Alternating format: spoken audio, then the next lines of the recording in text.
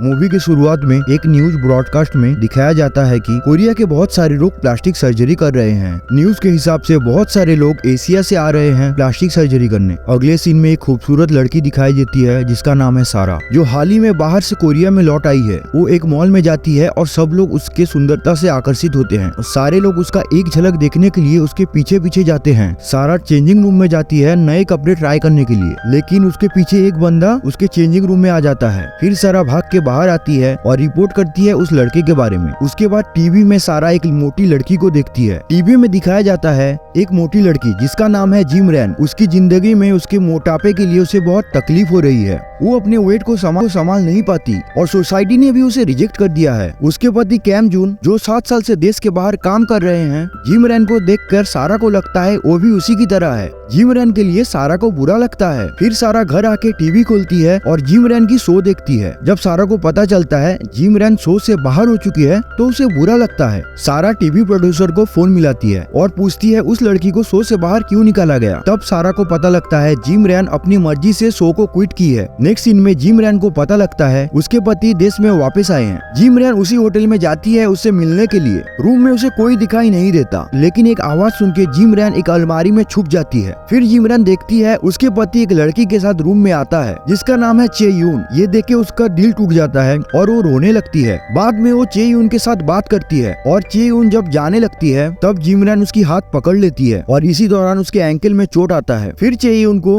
Hospital ले जाया जाता है। पुलिस जिम रैन के ऊपर असॉल्ट का केस लगाने वाले हैं, तब कैंजून आके उसे बचा लेता है। जब जिम रैन उसके ससुराल जाती है तब उसे पता लगता है ससुराल के सारे लोग कैन यून के अफेयर के बारे में जानते हैं और ये सुन के उसे बहुत बुरा लगता है और वो रोने लगती है। नेक्स्ट सीन में सारा जिम रैन की स्टोरी लैपटॉप में देखती है और वो बहुत रोने लगती है। उसके बाद सारा की असिस्टेंट उसे एक इन्विटेशन देती है जिसमें चर्च में आने के लिए बोला गया था। सारा जब चर्च में जाती है तो उसको पता लगता है जिम रैन ने डिप्रेशन में आके सुसाइड कर लिया है। जब सारा चर्च से निकलने लगती है तो वो चेंजिंग रूम वाला लड़का तो उसको पीछे से मार के बेहोश कर देता है और कहीं लेके जाने लगता है। गाड़ी जब ट्रैफिक में रुका हुआ था तब सारा को होश आता है और वो गाड़ी से निकलकर भाग जाने लगती है। बहुत दूर जाने के बाद वो लड़का फिर से सारा को पकड़ लेता है, लेकिन सारा किसी भी तरह से उस लड़के के हाथ को तोड़ देती है और वो लड़का सरेंडर करता है। फिर वो लड़का बताता है कि जिम रैन की एक्सीडेंट हुआ है लेकिन वो किसी भी तरीके से बच गई है। जब जिम रैन घर पे जाती है तो पता चलता है कि उसे ऑलरेडी मृत घोषित कर दिया है उसके परिवार ने।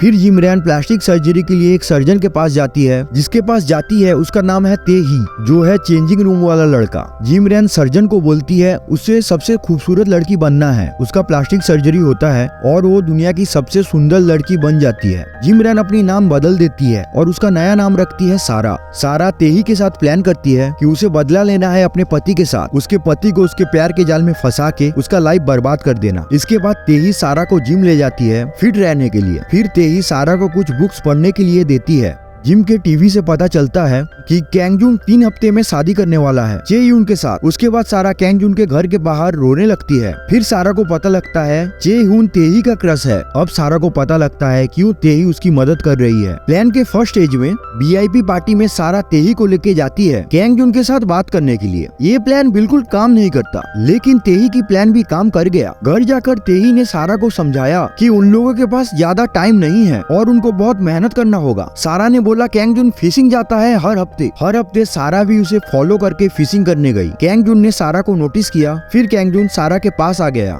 फिर उसे कैसे फिशिंग करना है वो सिखाया। तेही ये सब दूर से देख रहा था और बहुत खुश हो रहा था। कुछ देर इन दोनों में बातचीत होने लगा और कैंगजून ने सारा से पूछा वो फिर दोबारा मिलेंगे या नहीं। अगले सीन में सारा तेही के घर में लौट आते हैं और सेलिब्रेट करते हैं प्लान की फर्स्ट स्टेज की कामयाबी के लिए। तेही ने बोला प्लान की सेकेंड स्टेज की सक्सेस के लिए सारा को कैंगजून के साथ फिजिकल कांटेक्ट करना पड़ेगा। सारा ने प्लान के साथ अग्री नहीं किया और बोला कि अब उसे उसके पति से बदला नहीं लेना क्योंकि वो अभी भी उसके पति से प्यार करती है। और अगले दिन कैंगजून के पेरेंट्स एक चैरिटी प्रोग्राम में गाना गा रहे थे और उसके पियानिस्ट ने उसका परफॉर्मेंस खराब कर रहा था, तो सारा ने उसे रिप्लेस किया। प्रोग्राम के बाद कैंगजून के पेरेंट्स सारा को थैंक यू बोला उनका परफॉर्मेंस बचाने के लिए। रात को कैंगजून के पेरेंट्स ने सारा के बारे में डिस्कस किया और उसको as a assistant future performance के लिए रख लिया। जब कैंगजून को पता चला कि सारा उसके घर के पास रह रही है तो सारा को डिनर के लिए इनवाइट किया, बट सारा ने इसे इग्नोर किया। कैंगजून और सारा एक पार्क में मिलने के लिए गए और कैंगजून ने बोला उसे सारा के साथ समय बिताना पसंद है। उसी रात सारा कैंगजून के साथ डिनर में जाती है और वो दोनों एक दूसरे दूसरे को किस करते हैं। वो दोनों होटल में जाते हैं, उन दोनों के बीच होने ही वाला है। तभी कैंगजुन बोलता है कि उसको और टाइम चाहिए। चेयुन को इन सब के बारे में पता लगता है और वो सारा को बुलाती है बात करने के लिए। फिर चेयुन सारा को बताती है कि एक और लड़की उससे पहले थी और उसके साथ क्या हुआ, और बोला कि कैंगजुन से दूर रहने के लिए, वरना उसका लाइफ खराब हो जाएगा। फिर नेक्स्ट सीन में तेही और सारा के बीच झगड़ा होता है। फिर कुछ समय के बाद उन दोनों को समझ में आता है कि प्लान की कामयाबी के लिए उन दोनों को साथ काम करना जरूरी है। फिर सारा कैंगजुन के साथ होटल रूम में जाती है और सारा का तबीयत खराब हो जाता है। कैंगजुन दवाई लेने जाता है और आके देखता है कि सारा वहाँ से चली गई। कैंगजुन सारा को बहुत बार कॉल करता है